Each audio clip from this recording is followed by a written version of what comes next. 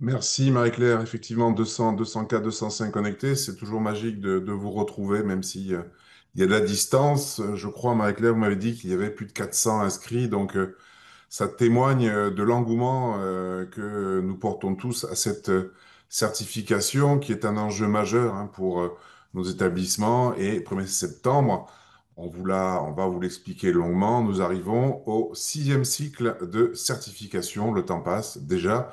Sixième cycle. Alors, vous le savez, la certification, c'est une démarche structurante et stratégique pour nous tous. On le voit bien, les résultats mis en ligne sur Caliscope sont l'illustration. Et nous sommes très engagés avec une ambition, hein, c'est d'atteindre la haute qualité et des soins. C'est important de le rappeler. C'est l'objectif ultime de la certification. Alors, depuis juin, 88% des cliniques hôpitaux privés sont certifiées ou certifiés avec mention. Donc 33%, c'est important de le rappeler, sont certifiés haute qualité des soins. Alors, petite victoire symbolique hein, contre nos amis du public, 13% des hôpitaux publics sont certifiés avec mention.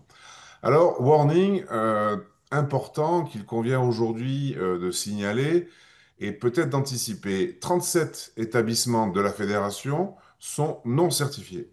Non certifiés, ce qui veut dire que la démarche qualité n'est absolument pas mise en œuvre, pas appropriée, et que l'établissement doit vraiment faire l'effort pour soit être accompagné, soit se mettre sur les rails de la certification.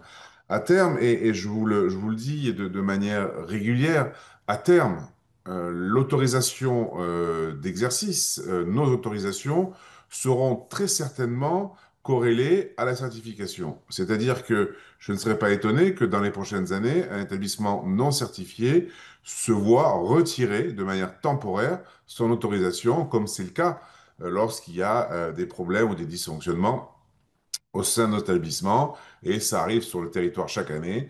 Nos adhérents ont quelquefois des suspensions d'activité pour un mois, 2 mois, 3 mois. C'est des suspensions qui sont lourdes, pénalisantes, mais ça arrive enfin, je veux dire, chaque année, cela arrive de manière assez régulière. Donc attention, 37 établissements non certifiés, c'est beaucoup. On n'a jamais eu de tel score sur cette non-certification. Et donc, je vous invite vraiment à faire en sorte que vous sortiez, mais le plus vite possible de cette zone de turbulence qui est la non-certification, qui est pour moi, je dirais, un non-sens vis-à-vis de l'autorisation et du respect que nous devons avoir vis-à-vis de nos patients qui nous font confiance.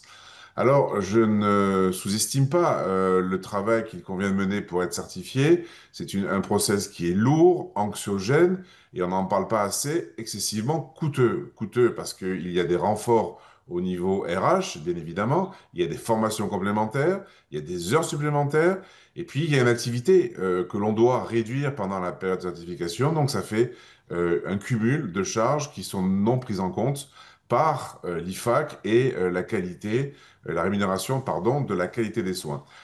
Bien sûr, ceux qui sont certifiés haute qualité des soins auront 10% en plus que ceux qui sont certifiés à un niveau inférieur, mais c'est pas suffisant. Je prône une rémunération discriminante et positive au niveau de cette certification et je suis en phase avec la HAS et son président Lionel Collet qui nous soutient ou du moins qui a la même vision sur une discrimination positive sur les résultats de la certification, qu'il y ait vraiment un intérêt économique. Bien sûr, il y a l'intérêt qualitatif, c'est indéniable, mais je pars du principe que nous sommes tous qualitatifs, ou du moins, à part les 37 dont j'ai parlé tout à l'heure, mais il est important qu'on puisse avoir une rémunération qui soit vraiment discriminante. Alors, lorsque nous nous sommes entretenus avec le président de la HAS, Lionel Collet, qui est une personne qui est très proche du terrain et qui est vraiment à l'écoute de nos soucis et souhaite, je dirais, faire avancer ce procès de certification. Il n'a pas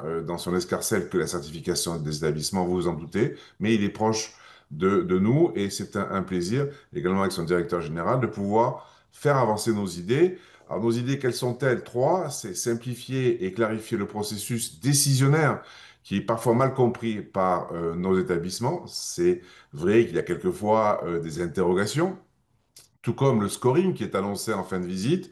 on peut s'apercevoir qu'il y a des modifications à la hausse ou à la baisse, plutôt à la baisse, de notre score. Donc c'est un petit peu mal vécu et ça, il faut le simplifier et clarifier.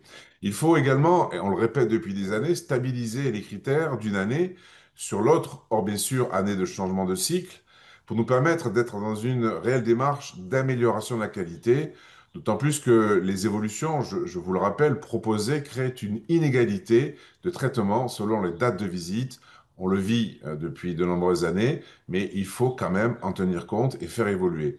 Et également, c'est important que les démarches de certification ne soient pas, je dirais, prises par la force publique comme un déploiement de nouvelles mesures pour lesquelles nous n'aurions pas les moyens d'y répondre, notamment sur les critères numériques renforcés. Il ne faut pas que l'État se défausse sur la certification et ses contraintes. Alors, en novembre dernier, nous avions rencontré et invité Patrick Méchin, qui était le chef de service de certification, afin qu'il nous présente les grandes orientations de cette sixième itération. Et depuis, le référentiel, pardon, a été mis en ligne sur la HAS. Alors, c'est vrai que cette sixième itération s'inscrit dans la continuité du dispositif actuel, mais heureusement, des évolutions ont été introduites, certaines mineures, d'autres majeures. On va vous en parler. Alors, je remercie nos intervenants qui, toujours sont présents, font l'effort, je dirais, de se rendre disponibles et font avancer la belle cause de cette certification. Donc, je remercie bien évidemment Laetitia Buscose, directrice du Bac IMEB, que vous connaissez tous et toutes, et qui est une fidèle, je dirais, accompagnante de nos soucis, de nos inquiétudes et nous aide quotidiennement pour faire avancer la qualité dans nos établissements. Je remercie Émilie Imbert et Ghislaine Ray, directrice et responsable qualité de la clinique Le Château à Cahuzac. Et bien sûr, Didier Delaveau, pilote du groupe expert qualité de la FHPMCO et directeur qualité et performance du groupe Vivalto Santé, que je salue. Vivalto étant engagé, comme bien d'autres groupes, dans une démarche qualité importante et dans la belle thématique qui concerne les entreprises à mission. Je tiens à le rappeler parce que ça fait partie aussi des engagements de la fédération, ces entreprises à mission. Alors Marie-Claire, merci à vous, merci à l'équipe du 106. J'en profite pour souhaiter un bon anniversaire à Loana, je crois que c'est aujourd'hui. On a dit qu'on le faisait discret entre nous. Donc voilà, pour tous ceux qui veulent lui envoyer un petit message, ce sera toujours sympa. Merci pour cette belle organisation. Merci pour le succès de ces webinaires. On a 400 inscrits attendus. Alors, il y en a toujours un petit peu moins parce que certains s'inscrivent et puis oublient. Mais lorsqu'on est 250, 300, 350, ça fait plaisir. Et ça démontre, si besoin était, de l'importance de cette certification. Vous le savez, à titre personnel, j'y suis extrêmement attaché et engagé parce que c'est le seul moyen discriminant pour faire reconnaître la qualité des soins dans nos établissements. Merci Marie-Claire, merci à toute l'équipe, merci à Frédéric Gama également que je salue, qui va intervenir et puis qui va être présente parmi nous. Belle matinée à vous tous et à vous toutes. Je ne pourrai pas rester parce que je dois me rendre sur Marseille au congrès SMR à Ajaccio. Donc voilà, ça fait partie aussi des petits plaisirs de la présidence de la FHP. Je vais partir un jour et demi à Ajaccio. Je crois qu'il y a du soleil. Les copains y sont déjà. On va les retrouver pour évoquer l'évolution de la réforme du SMR. Et pour tous ceux qui sont connectés et qui sont impactés par cette réforme, nous avons du pain sur la planche sur cette thématique-là. Donc, nous allons l'aborder à Ajaccio. Merci Marie-Claire et à très vite. Et belle journée, belle matinée à vous tous et à vous toutes. Merci, Président, pour ces mots introductifs. Marie Clairvier, donc je suis directrice stratégie à la FHP, notamment en charge des sujets de la qualité, du déploiement des démarches expérience patient. J'ai le plaisir d'animer ce webinaire durant cette heure et demie avec vous. Vous avez la possibilité de poser vos questions directement dans le chat et nous y répondrons au fil de l'eau. Et si tel n'est pas le cas, nous aurons aussi une séance de temps d'échange dédiée à la fin des interventions. Mais sans plus attendre, je vais laisser la parole à Laetitia Buscose, comme l'a dit notre président. Laetitia, tu es directrice du BAC-IMEP, hein, qui est une association qui accompagne depuis près de 30 ans déjà les établissements de santé publics, privés et désormais également les établissements médico-sociaux, notamment dans leur démarche de certification. Et tu as accepté d'intervenir et je t'en remercie remercie, pour nous présenter les principales différences avec la V 2020, en tout cas avec le cinquième cycle. Et donc, je te laisse la parole. Merci Marie-Claire, bonjour à tous, merci à la FHP pour son invitation, merci au président Garbi pour ses mots d'accueil et toujours ravi d'accompagner la fédération sur ces sujets d'importance comme il a été souligné. Je vais partager le support en espérant hop, qu'il soit bien visible pour vous tous. Euh, et sans plus attendre, donc, je vais vous présenter de manière un peu rapide et pas exhaustive, évidemment, sur ce temps d'intervention, les principales évolutions de cette dite sixième itération que je vais appeler V 2025, certainement pendant mon intervention par facilité, et vous présenter donc les principales différences. Tout d'abord, en rappelant, et Lamine, tu l'as dit à l'instant, en effet, on a un nouveau référentiel qui a été publié, alors de mémoire, c'est en janvier de cette année, pour une mise en application lors des premières visites qui vont avoir lieu dès le mois de septembre de cette année, 2025. Voilà, donc Lamine évoquait le souhait, le désir de stabilité.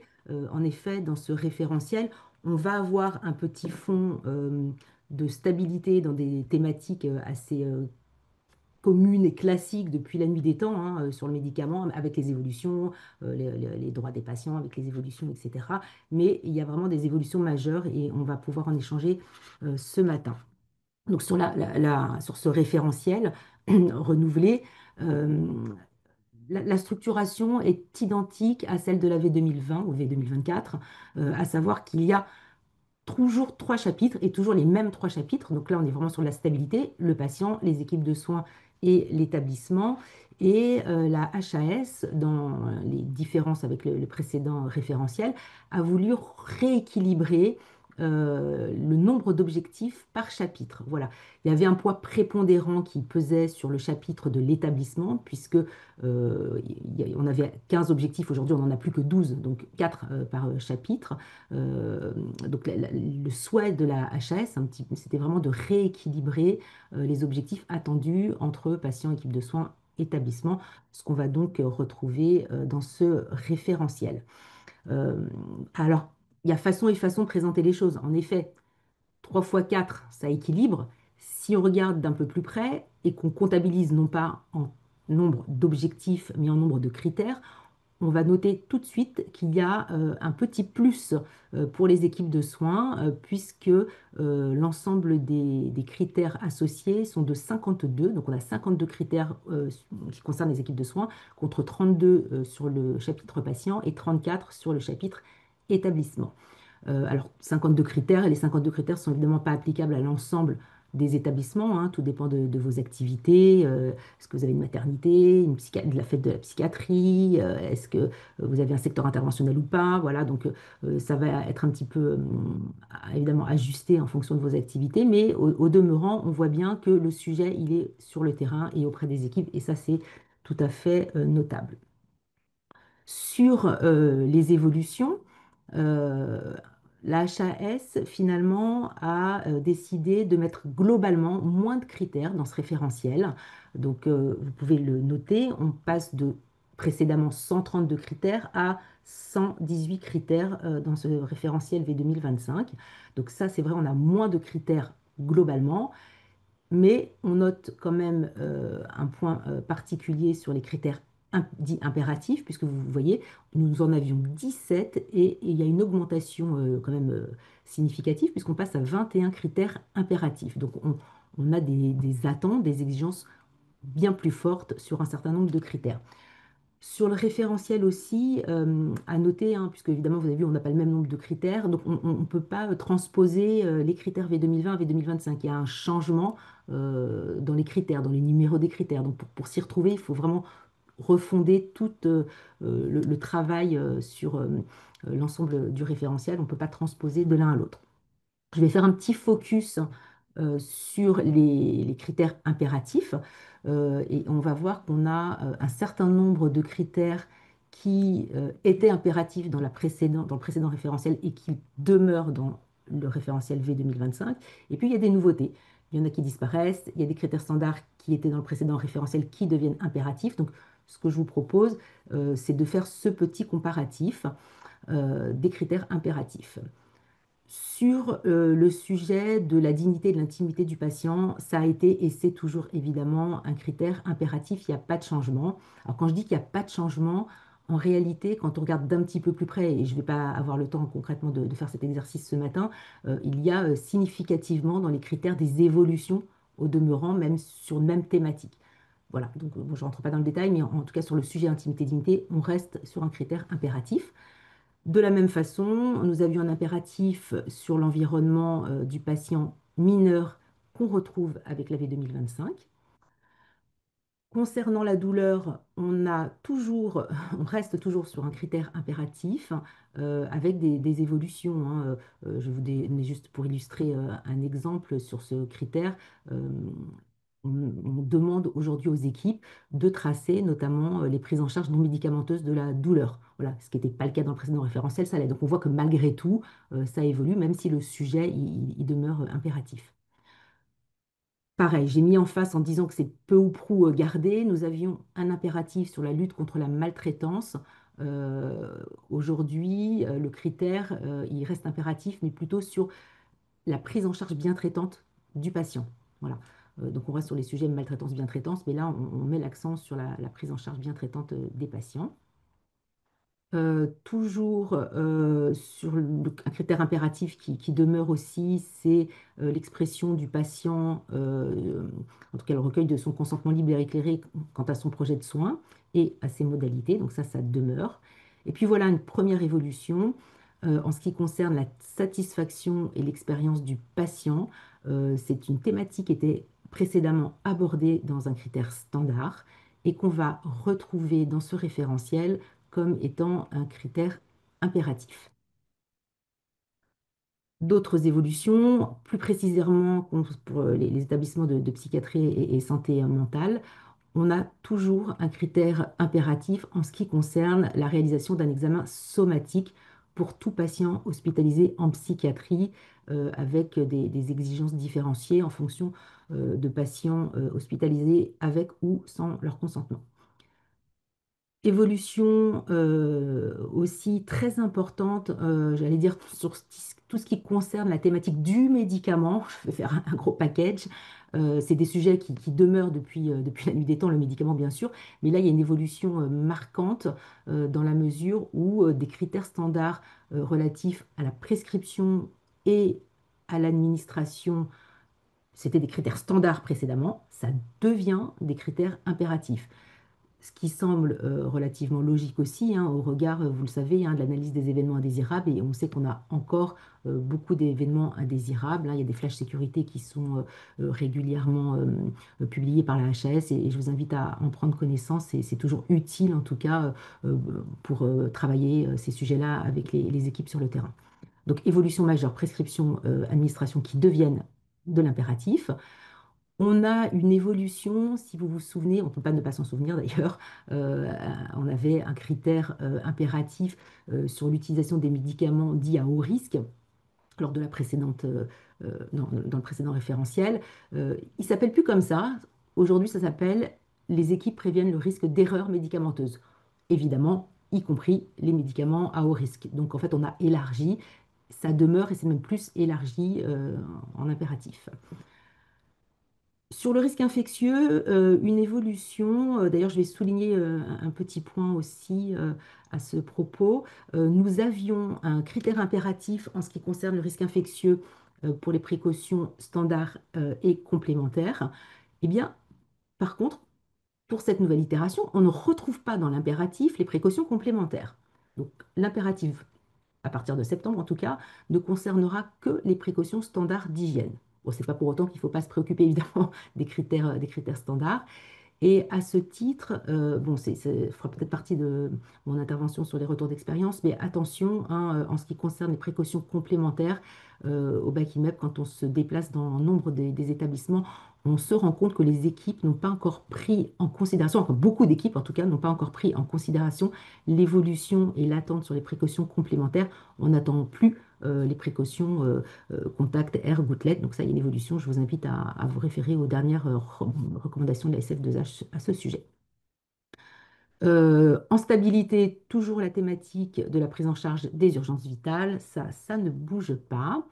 Et puis, une évolution, notamment pour tous les secteurs de chirurgie et secteur interventionnel, pardon, on avait un critère qui était standard, qui devient impératif. C'est la maîtrise des risques de ces secteurs interventionnels, notamment infectieux, mais pas que, liés aux équipements et aux pratiques professionnelles. Donc ça, c'est une évolution notable. Euh, sur la chirurgie interventionnelle, on va conserver le caractère impératif de l'analyse de la checklist et des modalités de réalisation de la checklist, enfin de là, j'ai envie de dire des checklists, hein, des checklists adaptées à vos activités en tout cas. Et en ce qui concerne la maternité, deux critères impératifs à noter. Le premier qui a aussi évolué un petit peu comme les médicaments à risque. Précédemment, nous parlions d'un critère impératif sur les risques liés à l'hémorragie du postpartum immédiat, qu'on ne va pas retrouver exactement libellé de la même façon, mais qui comprend évidemment l'HPPI, euh, à savoir un critère impératif aujourd'hui sur la mise en œuvre des mesures de prévention des risques obstétricaux majeurs, donc bien sûr, y compris l'HPPI. Et puis une nouveauté, alors pour le coup là c'est une vraie nouveauté qu'on n'avait pas dans le précédent référentiel, toujours en maternité, on a un critère impératif en ce qui concerne la prise en charge du nouveau-né. Donc ça a un critère nouveau et impératif. Psychiatrie, un critère qui demeure aussi concernant les bonnes pratiques d'isolement, alors assorti ou non de contention pour les patients hospitalisés sans consentement. Je pense qu'au sein de la FHP, on a peu d'établissements qui hospitalisent les patients sans consentement, mais on en a. Une évolution aussi majeure d'un critère en lien avec l'antibiothérapie, en tout cas la pertinence des prescriptions d'antibiotiques, qui était un critère standard et qui devient aujourd'hui un critère impératif. Événement indésirable, bah, il n'y a pas de scoop, hein. Ça reste toujours un critère impératif. Donc, on est tant sur les événements indésirables, les presque accidents, que les événements indésirables graves. Donc, ça, c'est quelque chose qui demeure. De la même façon, toujours impératif, le sujet de la gestion des situations sanitaires exceptionnelles, le plan blanc, etc., euh, qui demeure aussi en impératif. Et puis une évolution d'un critère concernant le transfert évitable des personnes âgées, qui était un critère standard et qui devient donc un critère impératif. Et pour avoir fait le tour complètement, je souligne aussi qu'il y a trois critères qui étaient impératifs et qui ne le sont plus, enfin qui ne sont plus impératifs en tout cas, notamment les bonnes pratiques d'antibioprophylaxie, ce qui concerne le secteur de la chirurgie et des secteurs interventionnels, et le management sur la qualité des soins, la qualité et la sécurité des soins, ainsi que tout ce qui est en lien avec l'analyse, exploitation des indicateurs qualité et sécurité des soins. Sur ces trois sujets-là, ils ne sont pas impératifs, on ne les a pas perdus, c'est-à-dire qu'on va les retrouver dans d'autres critères, hein. Ce sont des sujets qui demeurent néanmoins dans le référentiel. Voilà, donc ça, c'était vraiment pour vous faire un tour d'horizon en particulier sur les différences et les évolutions avec un focus donc sur les critères impératifs. Je vous donne quelques illustrations aussi des nouveaux critères, simplement pour qu'on les ait en tête, qui vont apparaître. Voilà un sujet qui n'était pas du tout, enfin qui n'était pas évalué hein, lors de la précédente certification. On a un critère sur la gestion, enfin sur le décès du patient et l'accompagnement de l'entourage. Voilà une nouveauté dans ce référentiel. Autre critère pour lequel bah, je fais un petit point d'attention néanmoins, c'est un critère sur les secteurs de consultation et de soins externes qui doivent se coordonner avec les secteurs d'hospitalisation. moi, je vous invite vraiment à valider ce critère et ce point avec la HAS pour vous assurer qu'il fait partie ou non du périmètre de votre visite de certification, parce que attention, les soins externes, il n'y a pas que, hein, j'entends, mais on a quand même bon nombre d'établissements avec une activité libérale. Donc on comprend qu'il y a des interfaces entre les consultations, mais ça ne relève pas toujours, au même titre que les laboratoires, la radiologie, hein, ça ne relève pas forcément, en tout cas, du périmètre à proprement parler de l'établissement. Donc à valider, en espérant que la HS nous entende sur ce sujet. Nouveauté dans les critères aussi, tout ce qui relève de la coordination des équipes en vue de prévenir les troubles nutritionnels des patients. Donc là, il y a un point particulier que nous n'avions pas dans le précédent référentiel. Je l'ai évoqué tout à l'heure en vous présentant les critères impératifs. Donc ce nouveau critère sur la sécurisation de la prise en charge du nouveau-né, ça concerne les établissements avec une activité de maternité, bien sûr. Euh, des spécificités aussi en matière de risque en ce qui concerne les ECT, les électroconvulsivothérapies pour les établissements de psychiatrie de santé mentale. Donc un focus sur cette prise en charge avec un risque particulier et notamment une vigilance hein, sur la pertinence de ces actes, sur les visites et les consultations préanesthésiques, etc. Voilà, donc un nouveau critère. De la même façon, tout ce qui est risque spécifique aux actes de radiothérapie fait l'objet d'un nouveau critère dans le référentiel. Alors, je l'ai mis comme nouveau critère, bien que tout ce qui est euh, développement durable, on en parlait déjà, mais là, il y a vraiment un critère autour de la réflexion, en tout cas l'engagement des équipes dans une réflexion de soins éco-responsables. Donc ça, c'est plutôt nouveau comme thématique, même si c'était déjà plus ou moins abordé, mais là, pas spécifiquement en ces termes. On a un critère avancé en ce qui concerne la formation des professionnels, mais particulièrement en utilisant des outils de simulation en santé. Voilà, donc ça, c'est tout à fait nouveau aussi. Donc,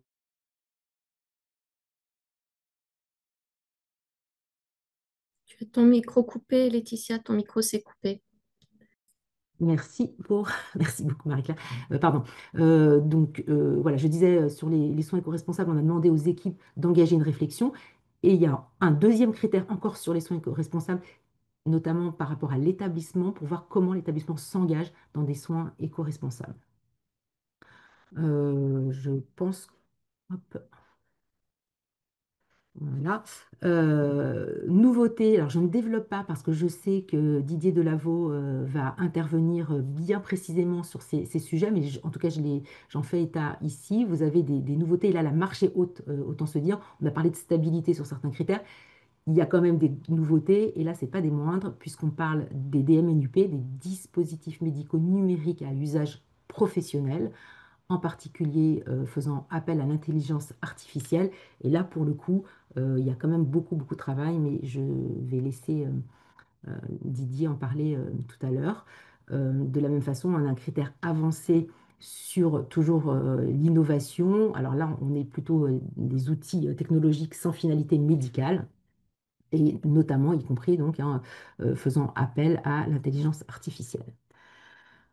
Voilà pour les nouveaux critères, voilà pour le référentiel. Donc, vous voyez qu'il y a de la stabilité, mais il y a quand même pas mal de changements. Ce que je vous propose pour poursuivre dans les différences avec la version, je dis V 2020, ce sont les méthodes de visite. Alors, on a gardé cette stabilité, ça, la HS a conservé la stabilité. On a toujours parcours traceur, traceur ciblé, patient traceur, j'ai dit patient traceur, parcours traceur, audit système, observation et parcours. Donc, je vais les passer en revue. Il y a des toutes petites nuances.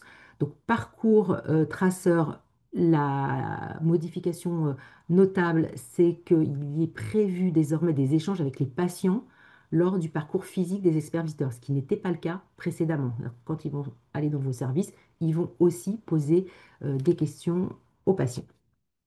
J'avance pour terminer et respecter le temps réglementaire rapidement. En ce qui concerne l'audit système, donc ça demeure toujours, mais il y a une nouveauté aussi dans cette méthode d'évaluation, c'est qu'il y a une rencontre prévue avec l'encadrement médical et paramédicale, ce qui n'était pas jusqu'alors prévu. Notamment, c'est pour s'assurer que l'équipe d'encadrement dispose de tout ce dont elle a besoin pour le management de ses équipes.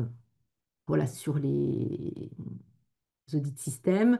En ce qui concerne les traceurs ciblés, les méthodes demeurent. Donc, on retrouve des traceurs ciblés déjà connus, médicaments, infections associées aux soins, SAMUS, mur, transfusion sanguine, événements désirables, ça demeure.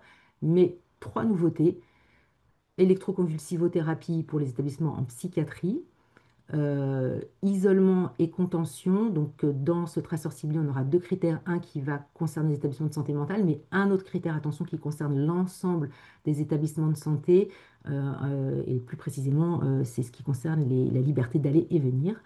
Et puis, la troisième nouveauté dans ces traceurs ciblés, ce sont les traceurs ciblés de secteur interventionnel. Ça, c'est très intéressant puisqu'ils vont passer encore beaucoup plus de temps qu'ils ne le faisaient déjà auprès des équipes sur le terrain, donc dans les secteurs à risque particulièrement. Voilà, il me reste juste une dernière slide et c'est bon pour cette présentation. Dans les nouveautés notables, c'est dans le cadre du processus d'évaluation et à terme de décision, la production des fiches anomalies. Je vais rappeler pour mémoire que jusqu'à présent, la fiche anomalie était déclenchée sur la base d'évaluation des experts visiteurs dès lors dans un critère impératif, tous les éléments d'évaluation étaient cochés non. Là, ça générait une fiche anomalie. Et d'ailleurs, certains d'entre vous ont peut-être pu constater, malheureusement, parfois sur un même sujet, avoir plusieurs fiches anomalies. Là, il y a vraiment une évolution notable, c'est-à-dire que cette fiche anomalie va toujours être déclenchée sur la base de critères impératifs, mais attention, dès lors qu'il y a un seul nom à un des éléments d'évaluation du critère impératif, la fiche anomalie va être générée. Ça veut dire plusieurs choses. D'abord qu'une fiche anomalie peut contenir plusieurs anomalies. Donc vous n'aurez pas plusieurs fiches anomalies pour un même sujet, mais par contre, une seule fiche anomalie pourra comporter plusieurs anomalies, enfin plusieurs voilà, dysfonctionnements, anomalies relevées. Ce qui permettra aux experts visiteurs de générer un temps d'évaluation complémentaire si besoin, hein, dès lors qu'elle va être créée. Cette fiche anomalie, attention, ça ne veut pas dire que parce qu'on a une fiche anomalie, on va être non certifié, que c'est voilà, une catastrophe absolue, c'est pas ce que ça veut dire. Mais néanmoins, elle aura vocation à éclairer la décision de la commission de certification. Donc, il faut quand même regarder ça avec la plus grande vigilance. Et j'en parlerai tout à l'heure, il y aura potentiellement une- enfin, beaucoup de fiches anomalies de déclencher par le fait de ce système. Voilà, et je crois que j'en ai terminé. Merci. Merci beaucoup, Laetitia, pour cette présentation finalement des principales évolutions du nouveau référentiel. Et le défi était grand de présenter ces évolutions qui sont, on l'a vu quand même, hein, nombreuses, même si la HAS communique sur une évolution, enfin sur une stabilité quelque part de la certification. Mais quand on regarde dans les détails, on voit bien que des évolutions existent et certaines sont effectivement majeures. Et la deuxième séquence de ce webinaire qu'on vous propose, c'est justement avoir ce retour d'expérience de Laetitia, de Madame Imbert et puis également de Madame Ray et de Didier Delaveau qui ont testé, qui ont eu à tester les nouveaux critères du référentiel, soit dans le cadre d'audit à blanc ou soit pour la clinique Le Château qui a pu tester certains critères dans le cadre de la phase justement de test organisée par la HAS. Et donc, je vais redonner la parole pour cette séquence, le nouveau référentiel testé pour vous. Je vais redonner la parole donc à Laetitia qui va nous présenter justement ce retour d'expérience sur la base d'une dizaine d'audits réalisés sur la base du référentiel de V 2025. Oui, ben, écoutez, merci Marie-Claire pour cette transition. Donc, en effet, là, c'est simplement du point de vue, en tout cas, BACIMEP, en tout cas, hein, sur les établissements qu'on peut accompagner. Alors, je ne sais pas pourquoi ça ne. Si. Quelques premiers retours d'expérience. Alors, depuis qu'on s'est vu, on arrive presque à une vingtaine d'audits d'ailleurs. On a fait un petit peu plus d'audits depuis le début de l'année auprès d'établissements. Alors, en plus, on a la chance d'avoir pu faire ces audits dans tous les secteurs, c'est-à-dire MCO, SMR, psychiatrie. Donc, on a une vision un petit peu globale. En tout cas, on a pu tester tous les critères, ça c'est sûr.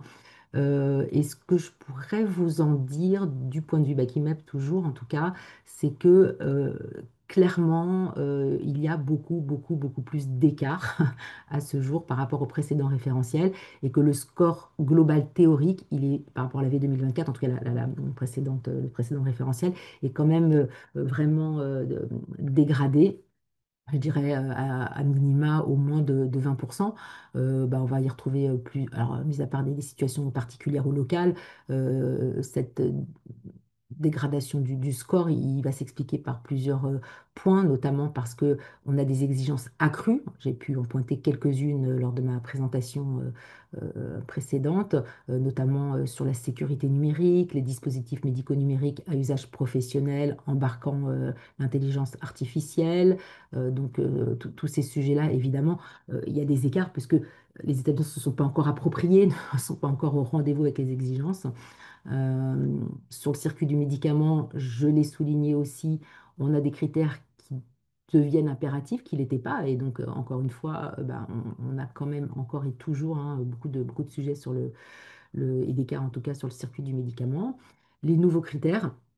De fait, on a initié assez rapidement les audits depuis le mois de janvier, janvier-février jusqu'à aujourd'hui. Donc, il y a des nouveaux critères qui ne sont pas encore bien appropriés. Donc là, c'est plutôt le temps de répondre aux exigences du référentiel. Mais au demeurant, aujourd'hui, ça laisse des écarts. Et puis, ces critères impératifs hein, qui sont passés, comme je vous l'ai dit, de 17 à 21, il y en a plus. Et bah, oui, donc il y a plus d'exigences sur ces sujets-là. Et puis là, c'est peut-être un peu plus précis. Je ne vais pas rentrer dans le détail, mais je vous l'ai dit, même si on a des sujets qui demeurent comme les précédentes itérations, on a au sein de critères des petits points d'évolution qui ne sont pas toujours pris en compte par les établissements et les professionnels, ce qui explique hein, qu'on relève aujourd'hui encore des écarts sur des sujets qui semblaient pourtant bien maîtrisés dans un certain nombre d'établissements, mais comme ça évolue quand même un petit peu, eh ben, on retrouve encore des écarts et c'est effectivement une explication qu'on peut y donner. En ce qui concerne nos retours d'expérience concernant la méthode du patient traceur, je dois vous avouer que moi j'ai été un petit peu surprise, un petit peu étonnée dans la mesure où je trouve qu'on aborde moins de choses globalement avec l'équipe qu'on pouvait en aborder avant. Ça, c'est certainement par le biais d'un jeu de redistribution des critères qu'on devait aborder en patient traceur et qu'on va retrouver aujourd'hui dans les parcours traceurs ou dans les traceurs ciblés. Et donc, du coup, ça me semble plus global. Bon, et bien évidemment, il y a toujours les questions posées aux patients, hein, vous le savez, hein, sur leur connaissance des représentants d'usagers, les médiateurs, la satisfaction, etc. Ça reste et ça doit se préparer parce que ça pose toujours question, en tout cas sur le retour des patients lors des entretiens patients. Parcours traceur, notre retour par rapport à ces audits, on rencontre des patients, c'était la nouveauté. Participant au comité de concertation de la HAS, j'ai eu l'occasion de poser la question à la HAS. Est-ce qu'on doit prévenir le patient comme on le fait pour le patient traceur? Est-ce qu'il y a ce dispositif d'information? Alors moi, je n'ai pas toutes les réponses, mais j'espère que nos intervenants à venir qui ont eu la chance de bénéficier de ces expérimentations réalisées lors des visites par la HAS pourront nous en dire un peu plus. La réponse qui m'avait été donnée, c'était plutôt de s'assurer auprès de l'encadrement de proximité ou du service, de la disponibilité de patients qui pourront rencontrer et discuter. Moi, alors dans mes tout premiers audits de Bacimep en début d'année, j'ai vraiment pas eu de chance parce que j'ai fait d'abord des patients, je crois, en SMR et psychiatrie. Et sur les créneaux qui étaient prévus pour faire les parcours traceurs, ben, j'ai pas eu de chance parce que les patients étaient pas trop disponibles, étaient sur le plateau technique. Donc on voit bien que ça nécessite quand même une organisation. Il faut prévoir et préparer, j'imagine, les patients qui rencontreront les experts à cette occasion.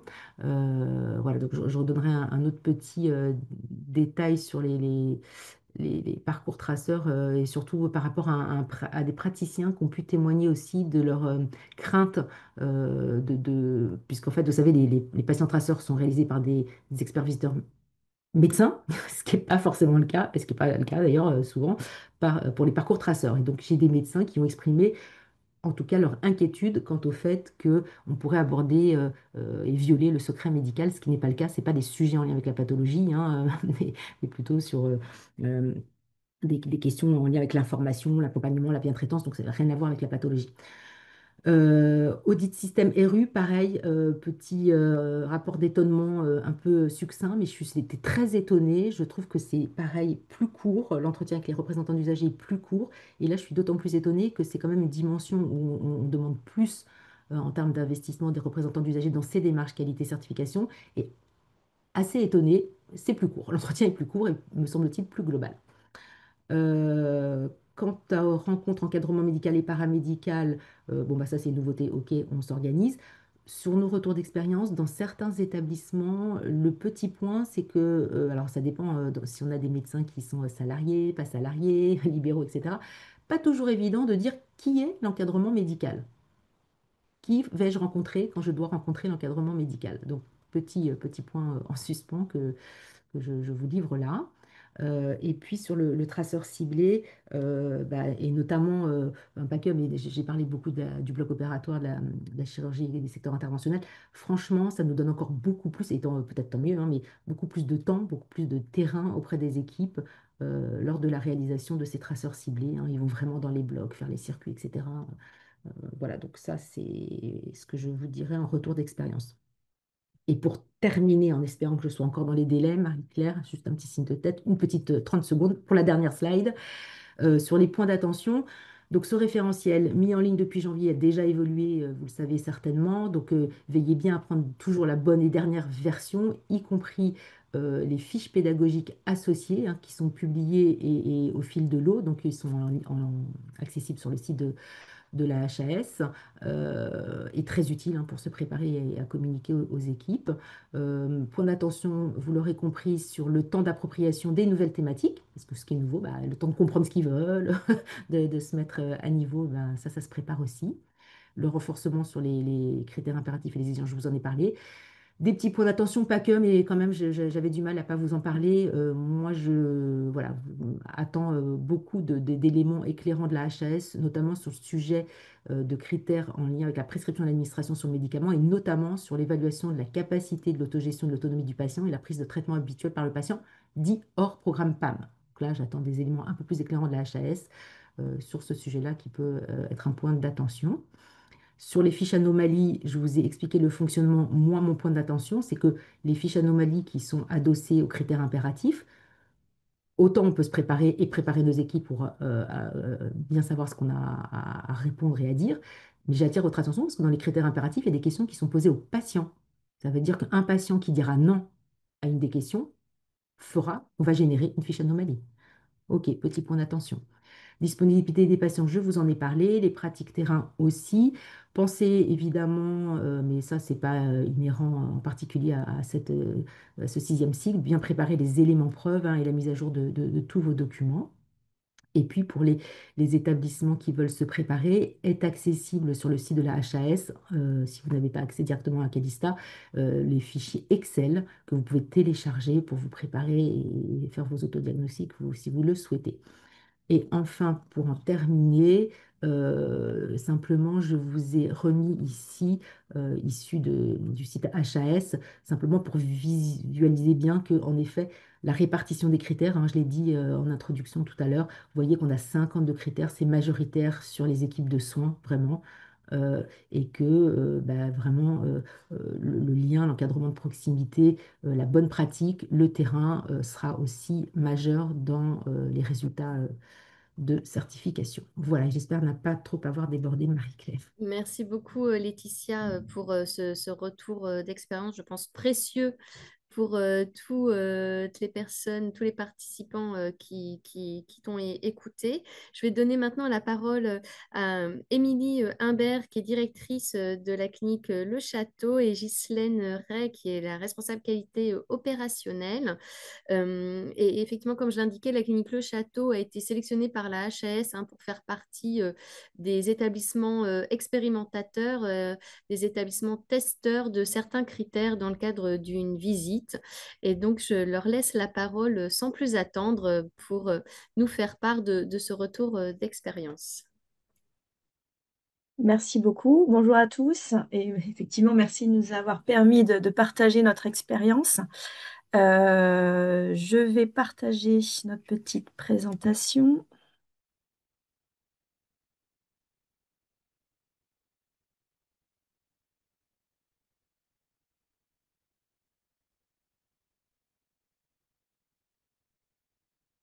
Voilà.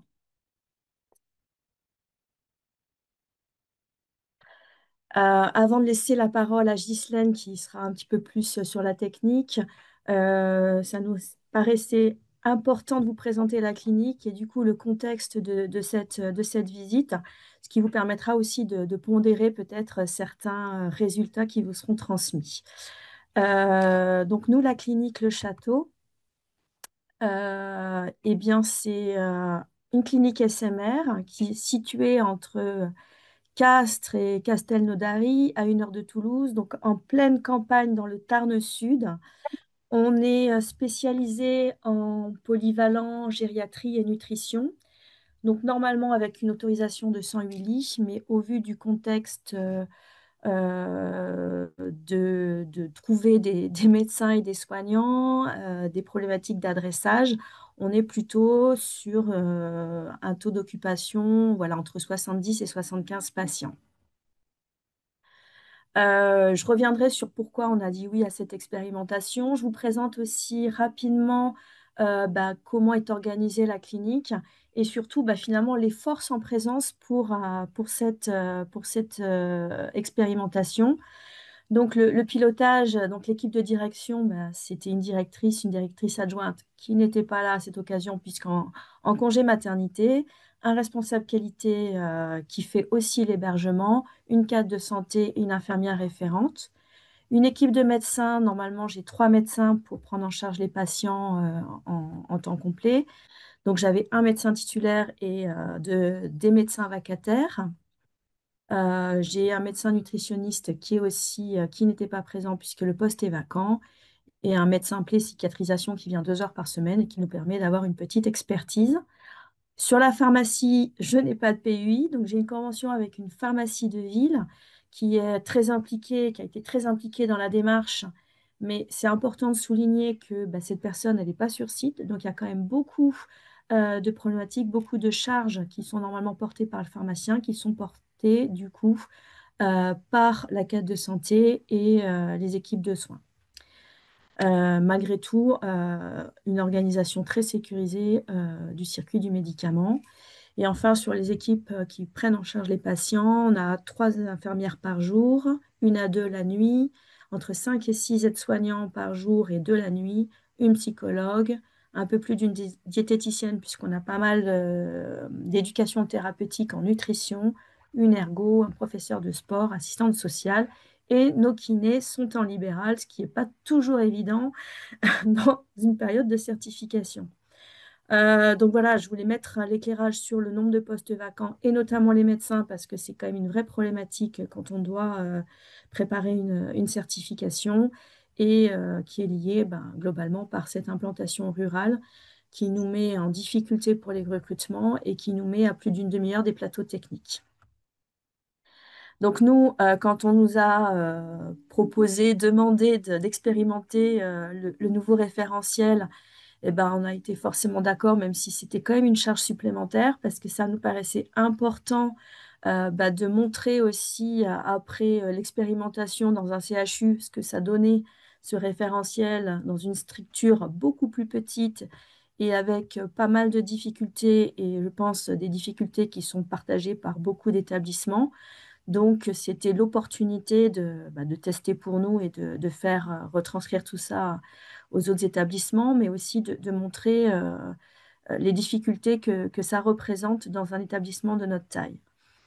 Du coup, c'est vrai que nous, on en sort quelques anecdotes après, à l'issue de cette expérimentation, parce qu'un peu déconnecté de notre vie de tous les jours, c'est que quand on nous dit que voilà, le aller vers, c'est mettre en place une équipe mobile, alors que déjà on n'a pas de médecin dans la structure, ça nous paraît complètement fou. Bon, le développement durable, il faut vraiment s'améliorer. Déjà, là, on a la mesure, c'est déjà pas si mal, mais il faut encore aller plus loin. La recherche clinique, ce n'est pas forcément médical, mais c'est toujours pareil. En fait, on ne sait pas comment on va faire quand on n'a pas de ressources. Euh, la personne qui était, le médecin qui était en test s'étonnait de ne pas avoir de piste cyclable pour aller jusqu'à Cahuzac. Euh, bon, écoutez, ok. Pour anecdote, ils ont suivi Waze pour venir chez nous et ils sont passés par des petites routes. On ne pouvait pas se doubler avec de l'herbe au milieu de la route. Donc ça leur a donné déjà une vision assez particulière de la clinique. Donc voilà aussi cette notion qui a déjà été évoquée sur l'intimité du patient, porte ouverte, porte fermée. Quand on est en gériatrie, ils veulent les portes ouvertes, mais il faut le tracer en permanence. Enfin voilà, c'est un équilibre entre le côté opérationnel et la demande du référentiel qui a interpellé assez lourdement les équipes. Donc on verra dans la suite. Voilà pour la présentation de l'établissement et je vais laisser Ghislaine prendre la suite. Merci. Merci Émilie. Effectivement, on va poursuivre dans ce cadre de l'expérimentation B 2025. On va essayer de voir la double vision entre les résultats de 2024 et puis ceux qui en parallèle sont ceux de 2025 et voir les différentes et en tout cas les pertes de points les plus fortes sur lesquelles on va pouvoir échanger. Alors, d'abord, le calendrier a été réadapté, mais très peu quand même, parce que ils se sont intégrés le plus possible au calendrier de visite normale, et ça aussi, ça a été remarqué.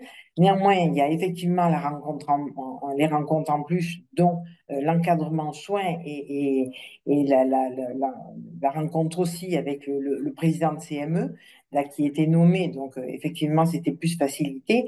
Et puis les secteurs à risque et la balnéothérapie, et je trouve que c'était aussi les kinés qui étaient plutôt en charge de cette partie. Et ce sont des kinés libéraux, avec, comme le disait Émilie, la difficulté parfois à porter autant d'informations aux kinés libéraux qui ne sont là que souvent soit le matin, soit l'après-midi. Donc, toute l'information autour de ces démarches, autour de la qualité et la gestion des risques, sont aussi un atout qu'il faut amener auprès des libéraux. Et ça aussi, c'est un challenge pour les établissements. Deux experts en plus, donc pour la complétude des grilles 2025.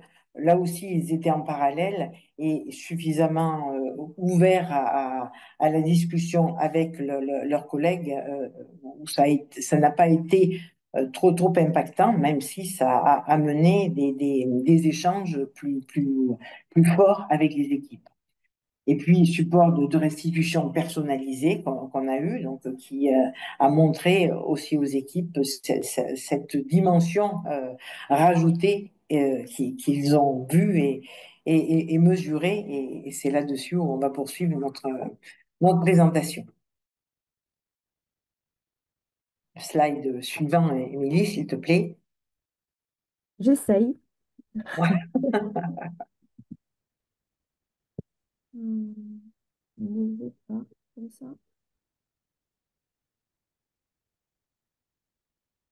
Peut-être si vous revenez en En mode arrière, peut-être. présentation, enfin, sans être en Ouais, mode présentation, ce sera peut-être plus facile pour faire ouais, dérouler. je vais refaire.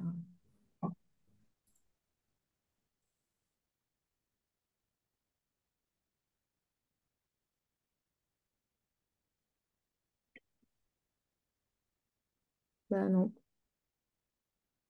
il marchait très bien tout à l'heure, ne marche plus. Alors, du coup, je vais essayer de le partager. Je vous laisse départager.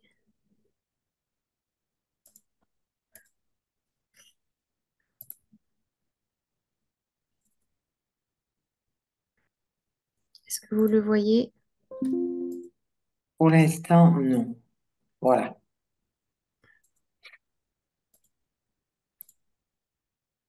Est-ce que c'est bien comme ça? Tout à fait. Tout à fait. Donc, le programme de visite, on est resté effectivement à 4 patients traceurs. C'est rajouté l'équipe d'experts sur la partie parcours traceur, puisque là, effectivement, comme le disait Madame Cause, la rencontre avec les patients au décours de cette visite suite à la rencontre du groupe des soignants sur le parcours traceur. Ensuite, sur les traceurs ciblés, bon, là aussi, hein, un point un petit peu plus fort sur la prévention des infections associées aux soins et notamment les secteurs à risque.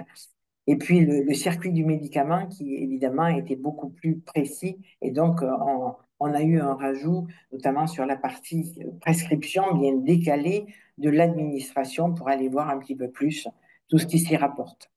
Les audits système se sont rajoutés, la rencontre avec, je le disais, la cadre enfin, les cadres de soins et puis le médecin.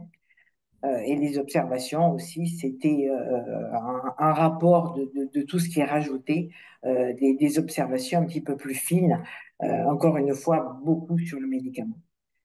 Alors, ce qu'il faut retenir, c'est une orientation, comme on le disait, sur la baisse des scores, hein. Notamment, on a perdu 12 points sur le patient. Et là, c'est beaucoup l'espace santé avec le DMP et tous les éléments qui se rapprochent sur l'ouverture par le patient de ce DMP et de ce qu'on va alimenter pour que le patient soit informé au plus proche à la fois de son suivi et puis des résultats des divers examens qu'il aura eu. La baisse aussi de 17 points pour la deuxième partie qui concerne les équipes, et puis une baisse de 19 points sur l'établissement. Donc, au score global, on est à 15 points, donc le 20% est atteint. Je vais aller plus sur la partie où on a perdu plus de points, notamment sur l'information patient, et je le disais, c'est vraiment la connaissance par le patient de mon espace santé. Qu'est-ce que ça apporte de plus et l'intérêt à ouvrir son espace santé. C'est aussi le rappel de l'intérêt sur le bracelet d'identification et derrière l'identification avec l'INS qui est aussi une information à rappeler aux patients et puis l'existence des représentants des usagers qui, on le disait tout à l'heure, reste encore quand même un corps difficile. Et puis, il y a un point sur l'information du patient sur le suivi médicamenteux à la sortie. C'est vrai que cette lettre de liaison est effectivement de plus en plus suivie, mais il doit y avoir vraiment cette information qui est donnée par le médecin et reprise par l'équipe soignante sur la modification du traitement tout au long de l'hospitalisation et les explications autour du patient. Et ça aussi, ça a un impact sur la perte que nous avons eue. Un autre élément, la coordination des équipes pour la prise en charge du patient. Alors, la coordination existe bien en intra-hospitalier, et ça aussi, ça a été un point remarqué.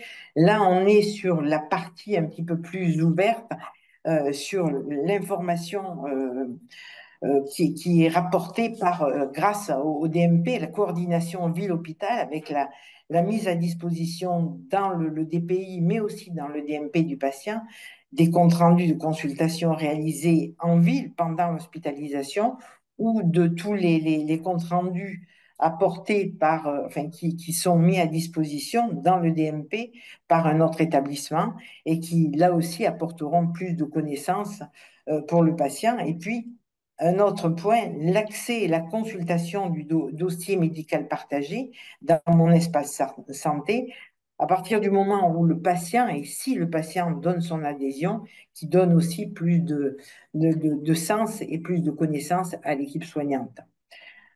Un autre élément sur lequel nous avons perdu des points, c'est la culture de la pertinence et de l'évaluation. Et là, on est vraiment sur ce point important autour de c'est les pratiques et notamment autour du médicament, hein, toute l'évaluation et le suivi de la capacité d'autogestion des médicaments par le patient. Comme le disait Madame Lucose, on est encore en attente des éléments qui vont nous permettre d'aller un petit peu plus sur cette réflexion autour des risques et qui nous amènera à la culture de la pertinence et des soins. Et puis évidemment, sur cette partie autour de la culture de pertinence et des soins, c'est les indicateurs de pratique clinique sur lesquels il faut poursuivre le travail et donner des éléments importants pour l'établissement qui sont portés et discutés en CME. De même que la structuration et le partage des revues de bonnes pratiques médicales, encore une fois, pour toujours améliorer ces pratiques, avec notamment la programmation structurée du bon usage des antibiotiques, parce que on était sur des résultats autour bien sûr, de la réévaluation entre la 24 et la 72e heure, mais là, on est aussi sur la pertinence de la prescription et sur ce point-là, on a encore à avancer. L'autre point, c'est le management global de la qualité et de la sécurité des soins. Euh, c'est l'évaluation de la culture sécurité qui là aussi doit être réfléchie chaque année et ce point reste à poursuivre, à améliorer. C'est le bilan des facteurs explicatifs des événements indésirables associés aux soins et des résultats des plans d'action, parce que là aussi, issus de l'analyse, ces plans d'action doivent être suivis et surtout connus des professionnels. Et là-dessus, notre manque était significatif et on le remarque dans bon nombre d'établissements que nous accompagnons. La formation aussi des professionnels sur l'annonce d'un dommage lié aux soins, sur l'information des patients, sur l'écoute. Toutes ces formations sont extrêmement importantes et on s'aperçoit qu'il faut les multiplier. La structuration aussi de la démarche éthique est toujours un point sur lesquels il y a l'état des lieux qui doit être fait chaque année avec un bilan, la saisine de la commission aussi, et puis les personnes ressources externes qui là aussi sont un atout pour l'établissement et qui doit être encore plus valorisé. C'était un des écarts. Et puis, il y a la promotion de la démarche d'accréditation qui, là aussi, est une nouveauté qui permet de développer cette culture sécurité au sein des équipes. Alors bon, c'est le travail sur l'amélioration du travail en équipe, c'est les pratiques professionnelles, c'est la sécurité des patients, la réflexion sur la relation avec les patients et puis la réflexion aussi sur la santé des professionnels. Mais ces démarches d'accréditation d'équipe sont opposables, seraient opposables à tous les établissements et ça aussi, c'est quelque chose de, enfin, ça va être une démarche lourde pour les petits établissements. Un autre élément qui, là aussi, c'est le positionnement territorial, et on l'a dit tout à l'heure, Madame Lucose en a parlé, la démarche d'analyse et de réduction des transferts évitables des personnes âgées aux urgences. Alors, il y a la procédure qui existait dans l'établissement, mais là, il faut aller un petit peu plus loin sur le suivi aussi des indicateurs, sur la mise à disposition pour les patients, d'avoir un lien ouvert peut-être avec nos adresseurs et pouvoir, dans les SMR, échanger avec les adresseurs sans forcément que le patient soit obligé d'aller en consultation. Et ça aussi, c'est tout un soutien qu'il va falloir continuer à mettre en place. Si on passe sur la partie qui concerne plus les critères impératifs, donc la slide suivante, on est sur des éléments aussi qu'on connaissait déjà, mais où il va falloir aller beaucoup plus précisément. Alors, c'est la partie satisfaction et expérience du patient. Aujourd'hui, on travaille très souvent sur l'expérience patient et des audits et des questionnaires que nous faisons. Là, s'appuyer sur des patients qui sont impliqués, soit en étant patients partenaires, et surtout un SMR, c'est un petit peu cette notion avec tout ce qui entoure et qui est structuré en termes de suivi, tant par la CDU et la CME. C'est aussi, et on le disait tout à l'heure, la partie médicaments avec la prescription, bien entendu, des médicaments qui est un impératif, mais c'est aussi l'administration des médicaments où on reste encore sur la partie à la fois suivi des médicaments à risque, mais aussi information du patient, information qu'on doit retrouver tracée, mais sur lequel le patient a besoin d'avoir plus d'éléments qui l'aident aussi dans son suivi parce qu'il y a l'automédication qu'il va falloir suivre. Et sur ce point-là, on a aussi toute une démarche qu'il va falloir renouveler, notamment sur les secteurs de SMR, lorsque les patients partent en permission. Voilà, donc toute cette analyse et toute cette synthèse fait que la chute de points a été remarquée, notamment encore une fois sur secrétaire impératif et sur les transferts évitables des personnes âgées, sur lequel il va falloir partager un petit peu plus avec nos adresseurs. Euh, voilà, donc fiche anomalie, on passe de 2 à 16, expliqué un petit peu par tout ce que on a essayé d'échanger, c'est-à-dire l'intimité et la dignité du patient avec ce regard toujours affirmé qui n'avait pas été remarqué sur 2024, mais qui l'est beaucoup plus fermement sur 2025. La douleur, toujours la réévaluation, et puis l'information patient et l'accompagnement au-delà du médicament, bien souligner tous ces points. Le médicament, on en a parlé un petit peu plus avec la conciliation médicamenteuse, qui devient un critère et surtout un point pour prévenir les risques d'erreurs médicamenteuses. Voilà, l'hygiène aussi, avec les précautions standards, avec l'ITCHA et puis tout ce qui est mis en place, avec le lavage des mains. Les urgences vitales qui restent toujours à renforcer avec des exercices. Prescription des antibiotiques, on en a parlé. Et puis la culture de déclaration des événements indésirables qui reste. Voilà, et ce transfert évitable des personnes âgées qui vraiment prend une place importante dans cette nouvelle itération. Voilà, l'expérience incite à développer les thématiques. Je ne vais pas y revenir parce que ça reprend bien. Là, c'est vraiment un focus important qu'a déjà fait Madame Ducos, mais que je rejoins tout à fait parce que sur la culture de la pertinence et de l'évaluation, là, sur des démarches cliniques, c'est vraiment un atout considérable porté par la CME où il va falloir aller beaucoup plus précisément. Et puis le circuit du médicament, voilà, c'est une analyse CMD, mais qui est vraiment très fortement remarquée sur cette nouvelle itération. Voilà, je vous remercie. Merci beaucoup. Merci beaucoup, Ghislaine, et merci beaucoup, Émilie, hein, pour ce partage et d'avoir accepté de partager cette différence finalement de score, en tout cas ces dégradations de score en fonction des critères. Je pense que ça sera très utile.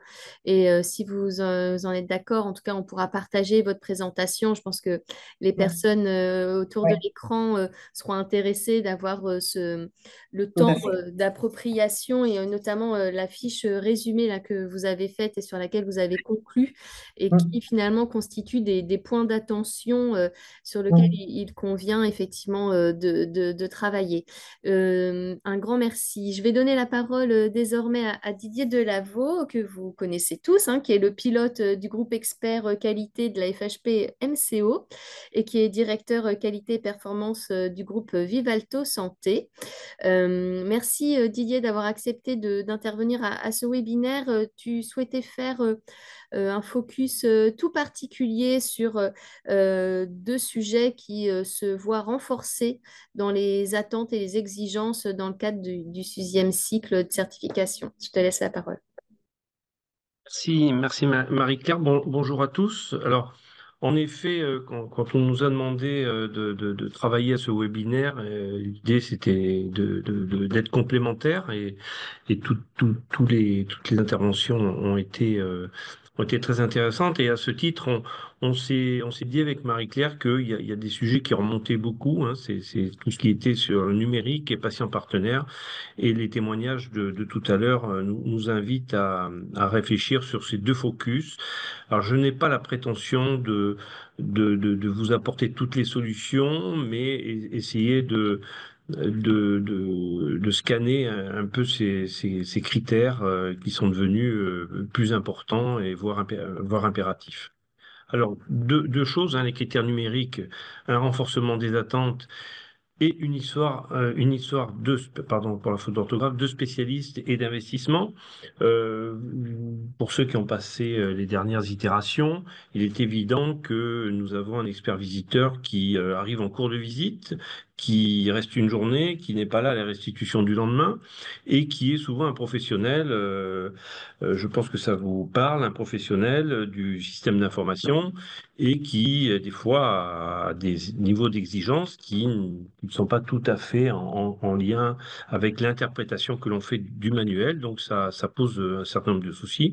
Et évidemment, d'investissement, parce que les systèmes d'information, vous le savez tous, ça a un coût énorme. En investissement, mais aussi en compte d'exploitation, et avec des subventions que l'on essaie de chercher, qui des fois nous sont un peu rabotées. Et le patient partenaire, c'est quand même depuis plusieurs années une émergence de la satisfaction, de l'expérience et de l'implication des usagers. Alors, le renforcement des critères numériques. Alors pourquoi un renforcement des critères numériques? Évidemment, on a vu la généralisation du dossier patient informatisé, de la télémédecine, de l'alimentation du DMP, ce DMP qui était un serpent de mer pendant des années, mais qui aujourd'hui existe et vers lequel on se doit d'évoluer et être en interopérabilité.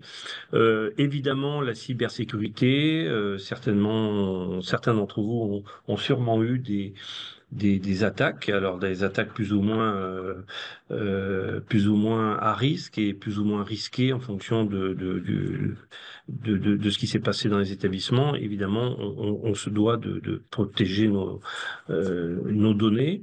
Le développement de l'IA, j'y reviendrai, des outils algorithmiques. L'IA, on en parle beaucoup, on en met à toutes les sauces, mais il faut savoir ce que ça représente et c'est pas tant l'IA dans la nouvelle itération qui compte, c'est bien toute la dimension numérique avec tous les plans open, les programmes numériques qui nous sont demandés et qui ont une exigence assez élevée. Donc là, ça suit cette évolution. Évidemment, le besoin de maîtriser les dispositifs médicaux numériques, et on verra qu'il y a deux niveaux, hein, sur ce qui est finalement médical et ce qui est non médical. Et je vous le disais, les politiques publiques de santé avec les Ségur, Mon Espace Santé, Open. Alors, le renforcement des critères numériques. Il y en a qui existaient, comme je vous l'ai dit, mais qui se sont renforcés. C'est-à-dire qu'il y a des ajouts d'éléments d'évaluation et avec une exigence qui est beaucoup plus importante. Alors, la première, je vais vous les citer. Alors, je ne suis pas un expert du système d'information, mais évidemment, on se soigne et on essaie de comprendre avec les experts en la matière. Donc, sur les connexions illégitimes, la première question, j'ai mis quoi? C'est qu'est-ce qu'il va falloir que chacun définisse ce qu'est une connexion illégitime. Ça peut être en externe ou en interne. Donc, il va falloir avoir des outils de contrôle, de sensibilisation, ça c'est plutôt la gouvernance, et de sensibilisation, bien sûr, des professionnels sur le terrain. En gros, on est dans l'actualité des IQSS. Est-ce que le fait d'aller voir un dossier dans le cadre des IQSS est une connexion illégitime ou pas? Je suis volontairement un peu provocateur, mais en tout cas, l'essentiel, c'est que vous puissiez, je pense, alors c'est une interprétation, hein, je pense cartographier finalement ce qui est une connexion illégitime ou pas. Ensuite, une exigence sur un élément d'appréciation, c'est-à-dire l'information du patient en cas de fuite de données. Donc là encore, on se dirige vers une information complémentaire et supplémentaire par rapport à des informations confidentielles et protégées que vous connaissez tous bien. Ce qui est nouveau, il y a des choses nouvelles aussi, hein, c'est-à-dire que sur la télésanté, pour améliorer le parcours du patient, avec l'organisation de l'activité et la formation des professionnels, donc ça renvoie à tout ce qui est téléconsultation, téléexpertise, télémonitoring, téléassistance, l'éducation thérapeutique, tout ce qui est plateforme numérique et qui gère le parcours du patient. Alors là, le champ est vaste. Là encore, je pense que bon, moi je fais partie d'un groupe, donc on a un département qui travaille là-dessus, mais il y a aussi des cliniques indépendantes. Voilà, les moyens sont pas toujours les mêmes et les compétences multiples, hein, parce que il suffit pas d'avoir une compétence, il faut avoir des compétences. C'est d'avoir finalement une liste de l'exhaustivité de ce que vous faites, de façon à ne pas oublier de valoriser finalement ce que vous avez mis en place sur ces éléments. Donc, la cartographie pourrait servir à ça. Et évidemment, tout ce qui est dossier médical partagé. Aujourd'hui, le DMP appelle à de l'interopérabilité par rapport à ces données de santé. Donc là, pareil, protection, interopérabilité, interface, on l'appelle comme on veut. Mais en tout cas, il faut que l'organisation de l'activité à ce niveau-là, sur le parcours du patient et la formation des professionnels, soit identifié. Là encore, des choses nouvelles. Vous voyez, je crois que j'ai compté qu'il y a une quinzaine d'éléments d'évaluation. Là encore, un critère donc sur les données médicales qui a pu savoir sur excusez-moi, quelqu'un rentre dans mon bureau. Sur l'information du patient, la déclaration d'événements indésirables, le contrôle, la formation et le juridique cartographié. Donc là, il y a deux éléments, je vous le disais tout à l'heure, distinction entre ce qui est médical numérique et ce qui est aide à la décision. Et on verra que là encore, il faut s'interroger sur chaque établissement, parce qu'il n'y a pas une liste proposée, il y a des listes par établissement, et toutes les listes ont le mérite d'exister, et puis d'exister et de croire finalement à ce que chaque établissement a déployé. Donc, je vous en ai mis quelques exemples que je connaissais, mais on est loin du compte de tout ce qui existe. Par exemple, il y a des masques d'hypnose médicale assistée par réalité virtuelle. Il y a des systèmes d'aide à la prescription et Curity, c'est le télésuivi des patients en oncologie. Voilà, il y en a tout un panel. Ce qu'il faut, c'est essayer de comprendre ce qu'il y a dans cette définition et une fois de plus, je vous le dis, à mon sens, c'est les valoriser. Après, il y a tout ce qui est innovant sans finalité médicale. Donc là, je vous ai mis la phrase avec du violet pour améliorer son organisation, en particulier se faisant appel à de l'IA. Donc c'est bien, on fait appel ou pas à de l'IA, mais c'est pas de l'intelligence artificielle embarquée avec un programme d'IA qui embarquerait l'ensemble de la gestion des technologies innovantes, mais n'empêche que le mot existe et il faut l'identifier. Donc, À ce niveau-là, il faut de l'évaluation, de la formation, du contrôle qualité, toujours pareil, hein, c'est-à-dire attention à l'IA, est-ce qu'on se pose la question, est-ce qu'on est en droit de demander à ChatGPT un certain nombre de questions, on l'utilise certainement en grand nombre autour de ce webinaire, mais est-ce qu'on a le droit de donner des informations confidentielles? En tout cas, faut se poser la question dans chaque établissement, d'où l'encadrement juridique de toutes ces questions. Et je vous ai mis un nombre d'exemples de start-up ou plus des start-up d'ailleurs qui travaillent autour de ces évolutions de technologies innovantes. Alors il y en a à dimension diagnostique et médicale, il y en a un peu moins, donc ça doit vous faire écho. C'est juste à titre d'exemple pour illustrer le propos. Donc l'e-fun, voilà, c'est une espèce d'imprimante virtuelle qui permet de déverser dans le DMP. Betterworld, c'est une société qui a permis d'analyser les verbatims, hein, ces verbatims dont on ne faisait rien à une époque, et on le verra tout à l'heure, on nous demande maintenant de les analyser, d'avoir des plans d'action autour de ça. Tout ce qui est BI, alors Power BI, Tableau ou ClickSense, on s'en fiche, mais en tout cas, toute la dimension BI que certains prestataires d'ailleurs embarquent aussi. Espace patient, Hublot, je l'ai mis parce que c'est la gestion du personnel, beaucoup font appel à Hublot. À Hublot, Silbo, c'est la gestion de flux, et OmniDoc, c'est une plateforme de téléexpertise qui se développe de plus en plus, et là aussi, ça fait appel à ces technologies innovantes, là, pour le coup, à dimension diagnostique ou à vie médicale. Alors, pour valoriser tous ces critères numériques, hein, il faut une utilisation effective dans l'établissement, bien sûr, hein. Un impact sur la qualité et la sécurité des soins. Donc, c'est là où cartographier, ça doit nous servir. Évidemment, de la conformité réglementaire avec les normes, les marquages, ça, faut prendre la mesure de ce qu'on vous propose et avec, évidemment, des éléments de sécurité des données et notamment les données de patients. Et tout un pan de formation et d'appropriation. Là, c'est toujours pareil, vous savez que cette itération depuis la V 2024 est très orientée terrain, très orientée professionnelle sur le terrain. Donc voilà, ils seront interrogés évidemment dans ce cadre. Alors, évidemment, bien se préparer, c'est quoi, hein? C'est bon, des bonnes pratiques, évidemment. Intégrer le numérique dans la gouvernance, ça commence évidemment par là. Et dans le projet d'établissement, avec un schéma directeur de l'information, c'est mieux d'en avoir un, c'est mieux de l'associer au projet d'établissement ou pas. Peu importe. L'idée, c'est d'avoir une structure de gouvernance.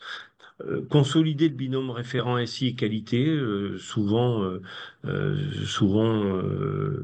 ils ont des, des, des, des, des- des interactions entre eux, des sujets communs. Donc là, il faut vraiment le consolider, à mon sens, et utiliser des outils de consolidation des indicateurs. Il y a beaucoup d'indicateurs. C'est quand on fait la liste de l'ensemble des indicateurs et qu'on fait l'extraction de ce nouveau manuel qualité, celui d'avant aussi d'ailleurs, euh, la liste est longue. Après les nouveaux éléments de preuve, je vais passer assez vite voilà, sur les cartographies dont je vous ai parlé tout à l'heure et l'accompagnement du système d'information avec voilà, des RAC référents, des référents des pays si on peut, des référents métiers voilà, qui nous aideront tous à appréhender cette certification par le biais numérique. Alors, mon diaporama ne passe plus. Pardon. Alors, le patient partenaire, avec évidemment l'expérience patient qui est au cœur de nos préoccupations. Je crois savoir que la FHP va faire un événement autour de l'expérience patient et c'est très bien. parce que l'expérience patient, c'est un contexte sociétal, un contexte institutionnel et une extension du nombre de pays engagés, hein. Ça, c'est une dimension mondiale et je pense que c'est une bonne chose de travailler la question de l'expérience patient, qui n'est pas tout à fait la satisfaction du patient, c'est bien au-delà. Donc voilà, tout ce contexte invite nos autorités, nos tutelles et nos établissements à intégrer cette forte valeur ajoutée pour les patients. Là, je crois que le débat ne se fait pas. Pour les équipes et les praticiens, hein, donc dans la dimension de l'engagement, de la reconnaissance, de l'esprit d'équipe, d'initiative, je pense que ce sont des sujets qui peuvent fédérer. Et, et c'est travaillé. Il y a des proms pour les médecins, notamment les expériences patients en consultation qui se développent. Et évidemment pour les établissements et les institutions, sur un plan qualité-sécurité, une image de marque aussi. Je pense que afficher l'expérience patient, c'est une bonne attractivité et une priorisation des efforts et des ressources sur le sujet d'intérêt pour le patient dans sa globalité. Je pense que c'est une bonne chose. Donc ça a été dit tout à l'heure, il y a trois niveaux au niveau de l'expérience patient. Bien sûr, ce qui nous intéresse aujourd'hui, c'est les exigences de la HAS avec un critère qui devient impératif sur la satisfaction à l'expérience patient. Et nous en avons parlé tout à l'heure. Le deuxième, c'est tout ce qui est autour de la diversification des outils et des guides pour faciliter le recueil et l'analyse des prises en charge. Et le troisième, c'est ces fameux IFAC, le dispositif d'incitation, parce qu'il y a une part de financement à la qualité des établissements de santé. Donc, l'évolution, Laetitia en a parlé, de l'impératif, des critères avancés et des critères standards. Je ne vais pas vous rappeler tout ce qui a été dit, mais il y a une priorité sur l'expérience patient, qui je crois est une bonne chose, hein, et je pense que il faut être en mesure de pouvoir travailler une politique dynamique autour de l'expérience patient. En tout cas, je crois qu'il est clair dans cette slide que l'HAS nous y invite, en tout cas. Au niveau des choses à ne pas louper, alors c'est pareil, hein, c'est juste une interprétation comme ça. Vous ne m'en voudrez pas si je n'ai pas été exhaustif, mais les points saillants me paraissent autour de la participation du patient. Mais là, je n'invente rien. Mais participation, c'est pas participation à la CDU uniquement, c'est la participation aux enquêtes. Je pense que le niveau maintenant et les questions qui sont posées sont autour de l'investissement du patient et de son entourage.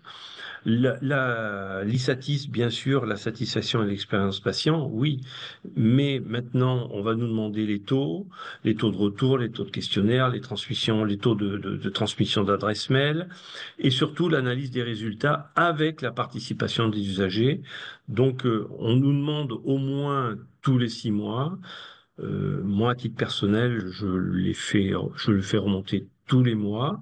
Alors parce que j'ai des outils qui permettent de le faire, mais voilà, on vous demande tous les semestres et je pense que voilà, ça implique une analyse un peu plus fine parce qu'on va vous demander, et pour ceux qui ont passé les certifications, on vous demande maintenant des résultats et des lectures d'analyse par service, c'est-à-dire que afficher uniquement dans un établissement un indicateur autour de la satisfaction et de l'expérience patient, ça ne suffira pas. Donc évidemment, le traitement des questionnaires de satisfaction et des verbatims, c'est écrit en toutes lettres dans le manuel. Donc ces fameux verbatims dont on ne faisait rien à une époque, qui sont des listes à l'après-vert de ce qu'exprimaient les patients. Donc là, on arrive maintenant à pouvoir extraire ces verbatims et à sortir un sentiment du patient qui rentre bien sûr dans son expérience vécue, traduit par du verbatim au kilomètre et qui n'entre pas forcément dans toutes les questions qui ont été posées jusque-là. Et évidemment, un plan d'action avec des propositions et la prise en compte des recommandations de la CDU. Donc, vous voyez, le patient et les représentants des usagers doivent être impliqués et pas uniquement dans des réunions de CDU, mais avec un niveau de détail et d'implication des enquêtes et des lectures des analyses. Voilà ce que j'avais à vous dire. J'ai un peu accéléré, Marie-Claire, parce que je sais qu'on avait un peu de retard, et pour laisser évidemment la place au débat pour l'ensemble des excellentes interventions qu'on a eues jusque-là. Merci Didier pour ton intervention et ces compléments en fait qui effectivement viennent illustrer ces deux sujets hein, renforcés dans le cadre du nouveau référentiel.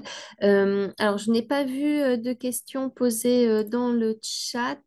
Je ne sais pas si on peut se prendre encore une minute pour voir s'il y a effectivement des questions qui arrivent. Ce qui peut-être effectivement vous redire que le replay et les présentations vous seront adressées à l'issue du webinaire d'ici la fin de la semaine via un flash FHP et que nous organiserons un nouveau webinaire dédié à la certification certainement fin d'automne 2025, une fois que les premières visites seront passées et les premières décisions rendues, et cette fois-ci en présence de la HAS qui pourra nous faire un retour des premières visites réalisées. Et comme l'indiquait Didier, la FHP organise la première édition de la semaine de l'expérience patient de l'hospitalisation privée qui aura lieu la semaine du 30 juin. Et pour vous accompagner dans votre démarche, nous organisons 3 webinaires courts d'une heure qui ont été pensés de manière graduée pour voilà, à la fois vous sensibiliser aux enjeux et aux bénéfices et à la valeur ajoutée de l'expérience patient, vous accompagner dans la mesure de l'expérience patient et également vous exposer toutes les bonnes pratiques et les réussites du secteur. Qui sont évidemment source d'inspiration quant à la mise en place de démarches et de plans d'action. Je n'ai pas vu arriver de nouvelles questions, donc je propose de donner la parole à Frédéric Gama, donc présidente de la FHP MCO, à qui il revient de conclure ce webinaire. Merci Marie-Claire. Écoutez, merci à tous pour cette présentation et ce retour d'expérience des nouvelles évolutions de la certification. Ce webinaire est toujours riche d'informations et largement suivi par les adhérents et extrêmement important pour la profession, car effectivement, comme vient de le dire Didier, il y a un lien entre certification qui est aussi reconnu par les usagers, mais un lien aussi fort avec le financement, puisque, comme vous le savez, dans le futur, la certification, 40% du budget d'IFAC sera consacré à la certification. Et c'est dire si les résultats auront leur importance. Quand on voit ce qui nous a été décrit ce matin, moins de critères, certes, mais plus de critères impératifs, avec cette notion même que les fiches anomalies risquent d'être déclenchées beaucoup plus rapidement puisqu'une seule anomalie déclenche la fiche anomalie, de l'importance de l'investissement que nous allons devoir encore de nouveau consacrer dans ce contexte-là avec des points de vigilance accrus. On l'a vu sur les prescriptions, sur le numérique, sur l'intelligence artificielle. Le numérique reste une préoccupation pour nous parce qu'on est très sensibilisé en tant que fédération sur les experts et leur positionnement, leur interprétation sur des sujets qui sont déjà assez complexes en soi. Voilà, donc le niveau d'exigence est accru. On l'a bien vu avec une dégradation des résultats, effectivement, sur l'expérience, le retour d'expérience que nous avons vu, plus que significatif. Et donc, voilà, un intérêt extrêmement important à ce webinaire. Et encore merci à tous nos intervenants pour toutes ces explications. Et je vous souhaite à tous une bonne fin de journée. Merci à tous. Merci beaucoup. Au revoir et bonne journée. Au revoir à tous.